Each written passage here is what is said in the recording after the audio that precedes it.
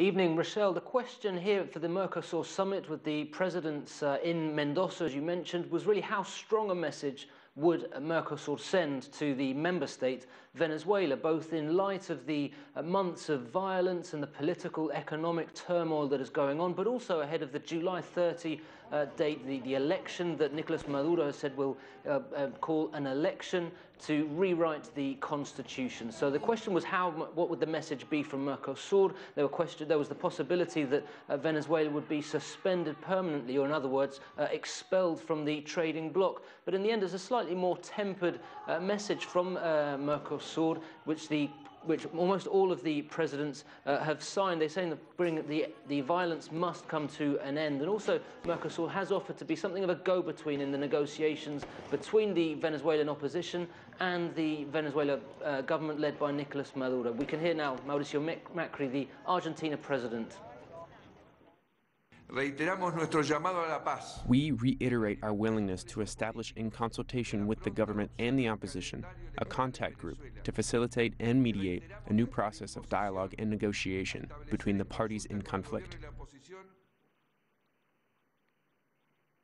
So Macri there as host, of course, of this summit. He's been very critical of the Maduro government in Venezuela, and it's unlikely, Rochelle, that Venezuela would take up that option. Important to note, by the way, that all presidents, apart from Evo Morales of Bolivia, signed that agreement, Rochelle. So, Joel, has this become a fractured trade bloc? What's next for Mercosur? Well, the presidency is moving on to Brazil now, Rochelle, where Michel Temer has already spoken about wanting to move forward the Mercosur, both in Brazil, where we saw a recent labor reform, and also here in Argentina, of course, led by Mauricio Macri. Big changes taking place in the national economy, and they're hoping that translates into Mercosur as well. The big hopes that the free trade agreement with the European Union will be signed by the end of the year. This is an agreement which has been discussed and debated for nearly 2 decades. Agriculture is, of course, one of the major stumbling blocks, particularly as concerned by the Europeans.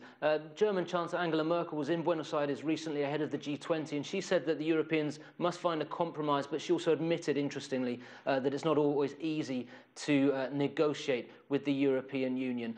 Elsewhere, Rochelle, and just to wrap up, there's also more talks between the Pacific Alliance bloc and the Mercosur. These are 2 trading blocs with a very different profile, if you like, but it does seem that there is the political will to move forward and to increase the relationship between those 2 blocs, as it would be mutually beneficial for both, of course.